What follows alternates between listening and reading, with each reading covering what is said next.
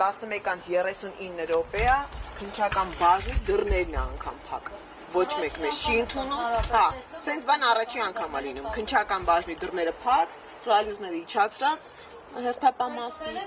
Հա, ու դուռը չեն բացում։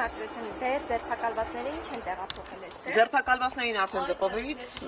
դուրս են բերել։ Բայց այստեղ չեն տեղեկություն չունեք։ Ես տեղեկություն չունեմ, որովհետև դուռը փակ է։ Մեզ ոչ մեկ չի ընդունում։ Այսինքն պետք է դուռը բաց լինի, մենք ներս բարձրանանք քննիչի մոտ։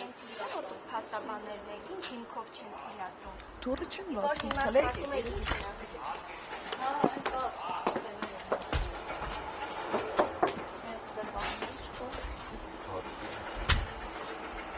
Հա, էդ ապետ, էդ ո՞ր է։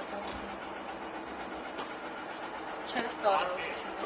Դա վերցրու մոտդ, որ բերես։ Հետո Ժամը 11-ի համար եկել ենք մասնակցել անկեղծ ասած առաջին անգամ եմ տեսնում, որպեսզի քննչականի դռները փակ են ու փաստաբանները ընդհանրապես չկարողանան ներս մտնել։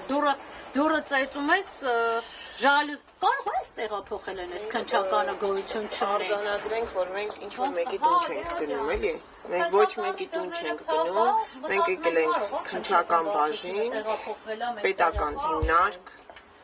անձինք, պաշտոնատար անձինք, ովքեր սենց մեր բոլորիս հարկերի հաշվին աշխատում են։ Ներողություն, երեխու զարկել են բնակարանը եւ այնտեղ քննիչներ ասում են, որ ոչինչ չեն գտել։ Առավոտը մեղադրանք է առաջադրվում, այդ ոնց դա ինչ է։ Ուրեմն ոչինչ չեն գտել, ոչինչ չեն կարող գտնել, ուզում է քննեն 1 ամիս, ուզում է քննեն 10 տարի։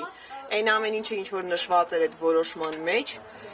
միանշանակ գործի նյութերում դրանք հիմնավորող տվյալներ, նյութեր, առավելապես ապացույցներ չկան եւ չեն կարող լինել։ Սա գիտեք ոնց, ուղղակի ոնց որ ինչ որ մեկը նստի երևակայական,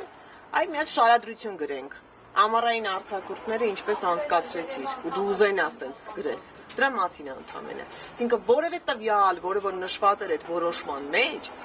հաստատված չի եւ չի կարող հաստատվել։